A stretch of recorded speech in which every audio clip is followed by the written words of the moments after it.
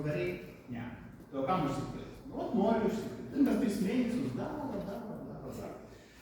Ką mes išturim, turim labai nuostabą, puikiai vartotojų mediciną, kuri čia yra vienas iš jos pavyzdys. Iš tikrųjų, cholesterolio normos yra skirtingos,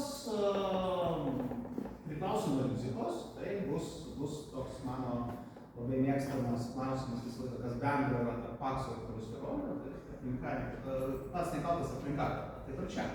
Tuo metu, kai tu esi sveikas, jaunas, gražus ir neturi daug bėdų, tai tada tavo cholesterolio gali būti 3,5. Normas dažniausiai nurodomas tam sveikam žmogui. 2,5, 3, 3,5, 2, 8 skirtingi gali būti skaičiukai. Kai jau yra didelė rizika, tai žiūrėkit, apie blogą cholesterolį kalbą, tai normos jau mažėja iki 1,8. O labai didelė rizika, pavyzdžiui, jeigu persirgot kokio infarkto ir turi cukraligę, tai mažiau 1,2. Bet žinokit, rakam būna. Ir tiesiog taip. Nesinervuoja, kažkur kitur gyvena, laikysi, vyras myli ir iš karto cholesterolio gerai. Tai dėja, pavyzdžiui, jeigu tu esi vyriškos lyties ir esi 50, jau to užtenka, kad tavo cholesterolis būtų siektinas toks, pasiekti, kaip ir minėjau, dažnai be vaistų, tą labai sudėtinga.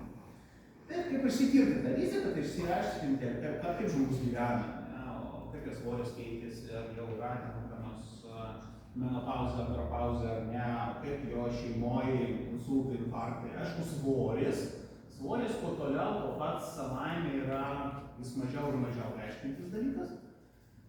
Gali būti tiesiog viršsvoris, bet pavyzdžiui labai didelis pilvas.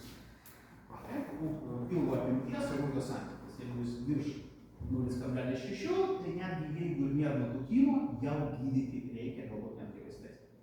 Bet yra santykis raumenuko ir riebalių. Kardiogramą, aišku, kraujospūdis, cholesterolio frakcijos, gliukozė, kepenų fermentai, nes toks dalykas, kurios irgi esat 100% girdėję ir galbūt ir savo,